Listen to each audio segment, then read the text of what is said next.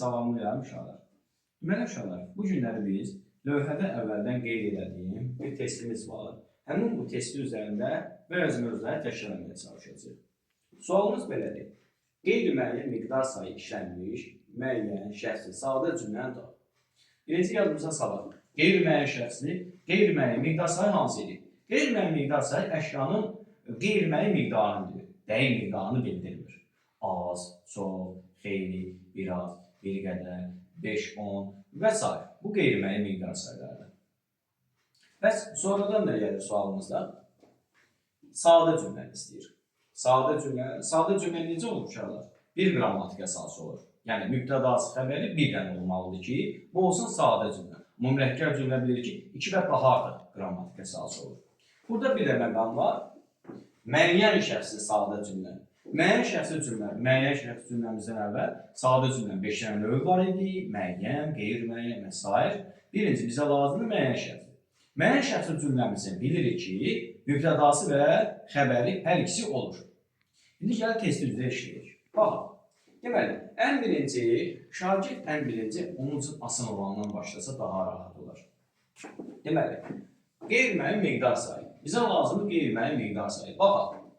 Dünən Səlim yaxınlıqdakı mağazadan 5 kitab aldı. Burada sayımız 5'dir. Şöyle, 5 bildiyimiz kimi müəyyən miqdar sayıdır. Dəqiq bilirsən ki, 5-dən söhbət gedir. Deməli, bu qeyri-müəyyən miqdar sayı yoxdur. A variantını sildim. Keçdik.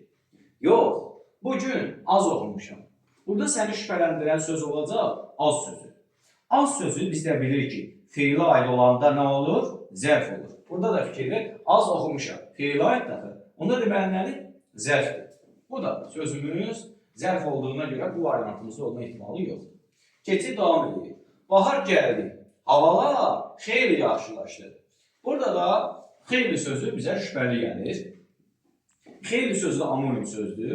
Həm zərf ola bilər, həm say ola bilər.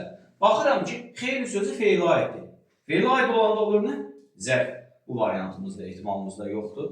Buna sildik. Keçdik. Tədbirə xeyli adam çağırmışdılar. Burada fikir verilir ki, xeyli sözü var.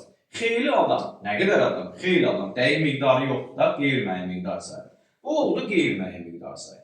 Bu variantı saxladıq deyilik. Keçdik aşağıya. Kursda 20-25 nəfər dinləyici var idi. Baxıram ki, burada 20-25 qeyri-müəyyəndir uşaqlar. 20-25 aralıqda yerləşir. Qeyri-müəyyən. Deməli, qeyri-müəyyən miqdar sayınlarımız A, B, C-ni sildik. Qaldı bizdə D ilə E variantı. Bizdən istəyir ki, sadə cümlə olsun. Baxaq, tədbirə xeyli adam çağırmışdılar. Çağırmışdılar, xəbər, adamı tamamlıq, tədbirə, hara? Tədbirə zərflik.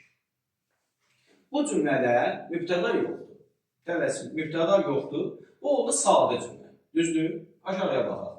Bir mübtədası, bir xəbəri olanda sadə cümlə sayılır. Bu cümlədə mübtəda yoxdur. Deməli, onsuz da sadə cümlə olacaq. Keçdik E-yə. Kursda 20-25 nəfər dinləyici var idi. Var idi xəbər. Kim var idi? Dinləyici. 20-25 nəfər harada? Kursda. Bu da zərflik. Burada da fikir verir ki, bu da sadə cümlədir.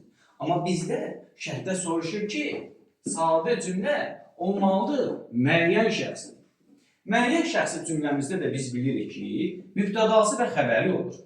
Harada mübtəda var? Baxıram ki, E variantında mübtəda və xəbəri var. Deməli, cavabımız E variantı olacaq. Niyə D variantı olmasın? Çünki bu cümlə tədbirə xeyli adam çağırmışlar. Bir qrup adam çağırırlar bunu. Bu da olacaq qeyri-müəyyən şəxsi. E variantını silirik. Cavabımız olur E variantı.